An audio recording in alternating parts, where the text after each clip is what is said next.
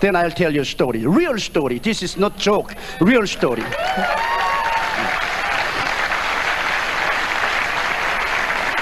I have a retired associate, his name is Kim Sang-ho. And when he was young, in Chungcheong area, his wife died. And so he buried his wife. And after 5 days, he went to a tomb with his children. In Korea, we have high tomb, not flat tomb. And it rained and the tomb cracked and all the children were clawing at the tomb and said, "Daddy, Daddy, Mama is breathing. Mama is breathing. Quickly, quickly, oh, open tomb." But he said, "No, it's rained. This new tomb, so it may crack. Mama is not alive." And children were all crying. So he took children home and gave some money to go out to buy cookie. He sat down and he was very depressed.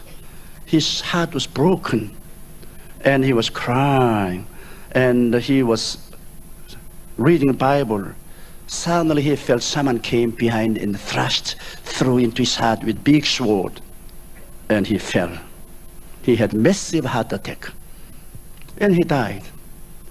And I was in the office, and telegram came. Those days we did not have fax or internet, so telegram came. Kim Sang-ho died. Please organize funeral party to bury him. And doctor already issued a death certificate as a massive heart attack. It's already 3 days over. So I personally organized the funeral committee. And I appointed funeral committee and gave some money and sent them to bury him. And when they went, he was there, so they washed him. Because in Korea, up until that time, we didn't have any morgue. So in home they washed and clothed, and just before they put him in the casket, they were singing the last song. Suddenly Kim Sang-ho rose up, and all the ministers ran out of the house. They were so frightened. And then he was sitting by his casket, and he was waving them to come in. And each of them said, "You go first, you go first." They were so scared, they thought that they were seeing the ghost. And so they made a scram and they came in. And they touched him. And he was alive, he was really alive. Then he was very angry. "I'm not dead person, why do you try to bury me?" Yes. And he said, "You are kidding, you were really dead. Doctor issued a death certificate. You died by the massive heart attack." Then he told this story. Since I'm his boss, he tells me very detailedly. To others, he would not detailedly tell me the story. And he said that when he felt as if the big sword was thrust through his heart, he fell. Then when he was falling down, he saw 3 stars were falling from sky. He was watching the star, and when star came near, they were 3 angels. And the angels came and said, "Let's go home." And each angel took his side, and one angel was leading the way. And while he was leaving, he looked around, and there was Kim Sang-ho lying down. He said, "Hey, Mr. Angel, look at that. I'm there." "That is your husk. You have been living there for a long time. But you are out of the husk. Forget about that. Let's go." So he said, they were coming from North Pole. He said that there's Earth, and then from North Pole, there was a super highway toward heaven. And angels and he came to the North Pole, and there was super highway. They were sending there, and that was moving like a lightning, and many people were riding that escalator and going to the heaven. And while he was going to heaven, he saw many stars, big stars on Earth. And from North Pole he was going to, and he asked his angel, "How long does it take?" "1 day."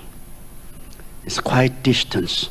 He says, "It takes 1 day from Earth to heaven." So finally he arrived to a vast universe.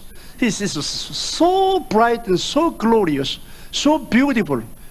And finally, he came to the heavenly city, the New Jerusalem, and the door was opened. And Jesus was standing there, and hosts of the angels and the complete spirit were there welcoming, and hallelujah, welcoming. So he was walking in, then he saw David. He said, "Oh, Mr. David!" And David come and shake hand with him. And he saw Stephen. Stephen was there. So he said, "Stephen, weren't you very painful when they stoned at you?" And he said, No, Jesus was watching me, and I was so full of joy that I didn't feel any pain at all. Then there was a river flowing from the throne, tremendous big river, and so many trees on side of the rivers, and the fruit all over the places. Under there, beautiful benches all over, and angels and the people were sitting there chatting, and they reach out and take the fruit and eat the fruit. Instantly, the fruit will turn into fragrance, come out of the pores of the body. So full of fragrance in the air and beautiful musics. Then Jesus said, "Let's go and worship Father." So he came to a big auditorium. He said, endlessly big auditorium, and millions and millions and millions of people, angels were there worshiping God like a waves of sea. They were bowing down, worshiping, and the music and peace and joy were just heavenly and unspeakable. And he joined with them, and he bowed down, and he was rejoicing, and God was like a big mountain's light. He said he could not see his image because he was such a big image of light.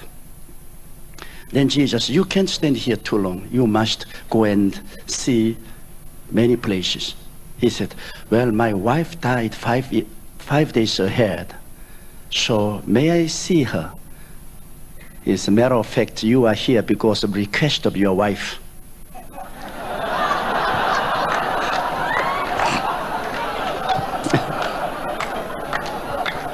So Jesus took him to a glorious mansion, and the door was open, and his wife was walking out with a beautiful cloth with angel.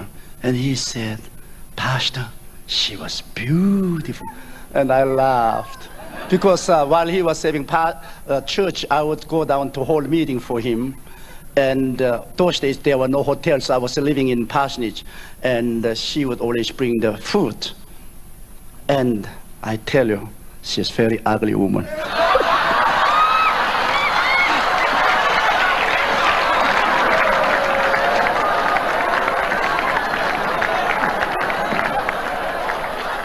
Whenever I look at her, I felt sorry for him.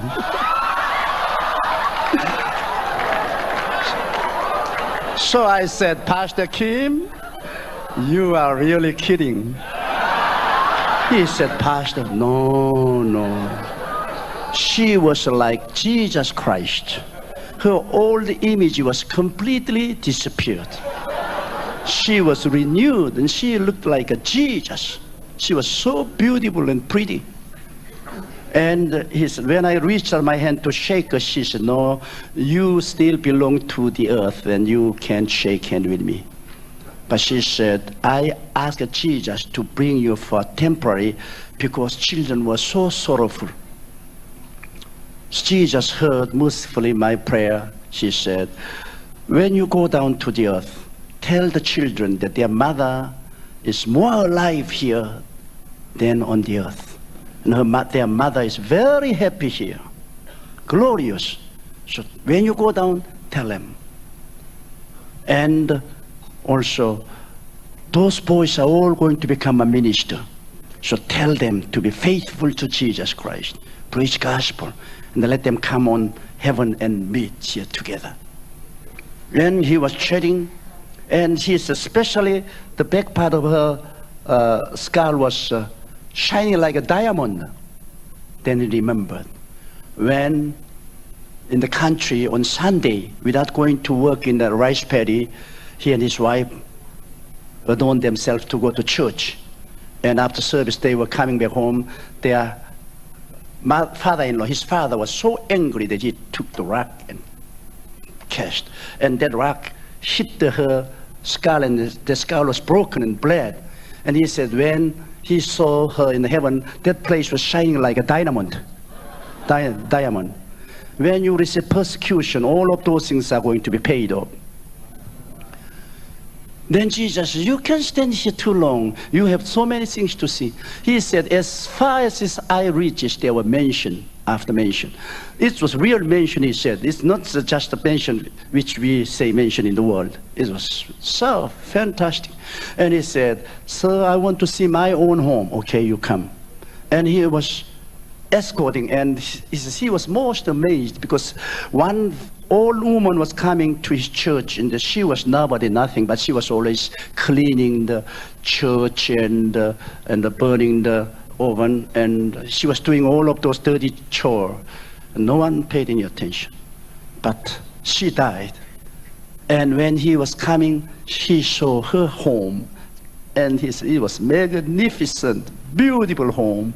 And a little further, there was an elder who was very proud, a swashbuckling guy. But his house was smaller. Then when he came to his house, there was no roof. And he felt crying. He said, Jesus, my home, no roof. He said, don't worry. Your good work is constantly coming up to heaven. With those materials, we are completing your house. So you go down to earth and you do the work for the Lord, and your good work would come up as a material, and we will complete your roof. Then we will call you. Then you will come. Then he suddenly said, you must go back quickly. Your friends are going to bury you. Then you have no place to go in. And he called those three angels, hurry him down to the earth. His friends are going to bury him. So they took him and they rushed to the gate, and someone was calling behind him, hey, wait a minute, wait a minute. And when he looked, it was Abraham. And he said, Pastor, I only thought Abraham was a very old person, but he was very young Abraham, as young as Jesus Christ. And he came and he says, you are going to back to the earth. Tell the world, tell the people that Christ is coming back very soon, much sooner than you think. And let them get ready, because Christ is coming very soon. Then when he came to the gate, the angel took him, and they took the same escalator from the northern part of the sky to the North Pole. Then when he was coming to home, he could see his room right through the roof. And there he saw his casket. Friends were ready to put him in casket, and there was his corpse. And when he stood at the feet of his court, angel said, dive in. They pushed him. He dived in. He came alive. This is true story, because I have seen with my own eyes, and he has worked as my associate in my church. Now still he's alive, and he's working in Prayer Mountain. If you ever come to South Korea, if you would like to talk with him, I'll let you meet him. And you know, there's heaven to gain, hell to avoid. Jesus Christ brings eternal kingdom of God to us.